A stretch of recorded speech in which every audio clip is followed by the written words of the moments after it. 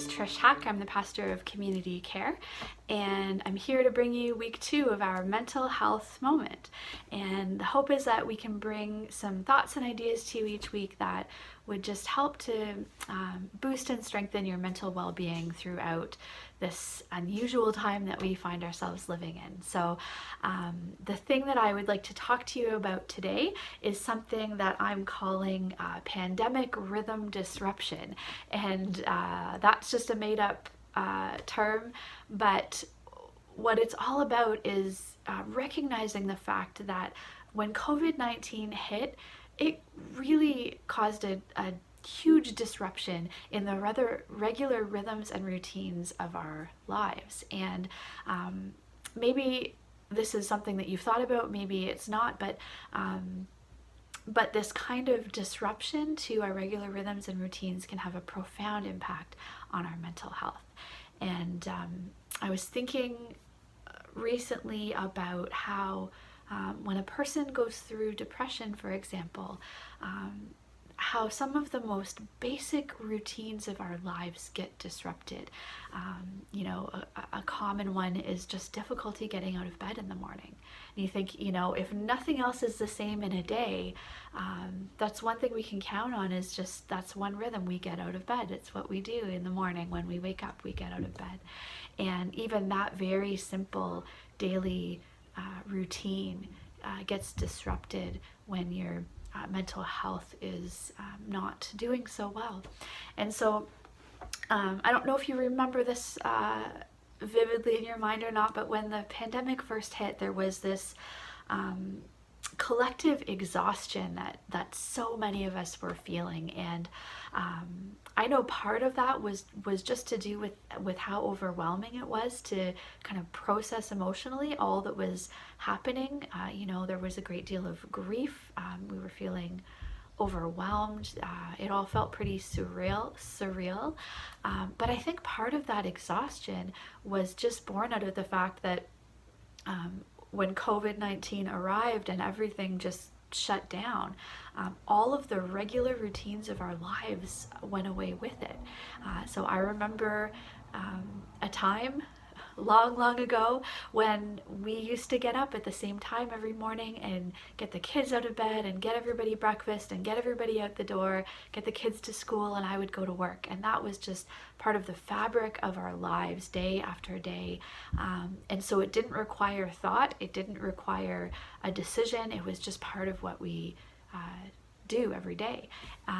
But as COVID-19 hit and everything kind of shut down, all of a sudden, all of those automatic routines of our lives just kind of disappeared. And so that meant that day by day, all of a sudden, we're trying to decide what we're going to do and when and how. And that was exhausting.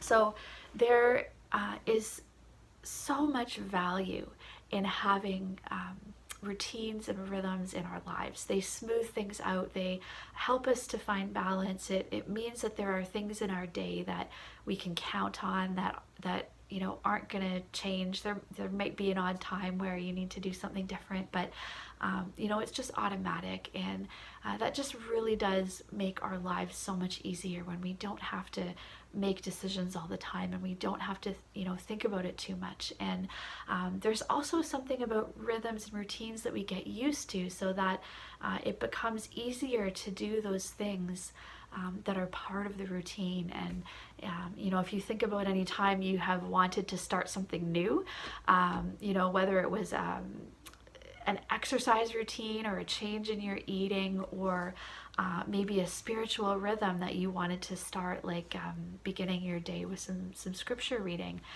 When that's not part of your daily rhythm, it can be very challenging. It takes a great deal of momentum and effort to get something like that going.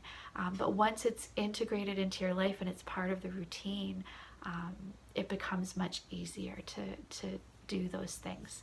And so what I want to encourage you in today is to think about what routines you are missing that used to be part of your life that maybe helped things to move well, and to also think about what what routines do you need in this season? And remembering that it takes some extra energy and some momentum to get a new routine going. So I'm not suggesting that you should revamp your whole schedule and work on that all at once. But if you could choose one thing to become a regular rhythm in your life, what would that be? And it might be a specific time of day that you're just going to take 15 minutes to pray or to listen to some worship music. It could be as simple as deciding that you're going to wake up and go to bed at the same time every day. There are all sorts of possibilities for establishing some good rhythms, and of course there are rhythms in our lives that we can set up that also boost our health and our well-being, and so it can have a wonderful effect on our lives. So I hope that you will consider that, and as you give some thought to rhythms and routines in your life today, I hope that it can encourage you to remember that in this season that we find ourselves in, where everything is changing, everything is different from how it used to be, it's hard to plan ahead too far because we don't know kind of when things will open up, or what's next. There's a lot of uncertainty. One thing that we know that is certain is that God is the same yesterday, today, and forever.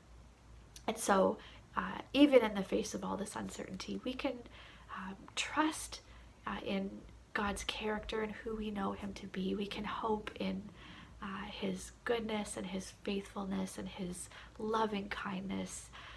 And we can know, just have that assurance that he's with us and that he is a strong tower, one that we can lean on in times of trouble.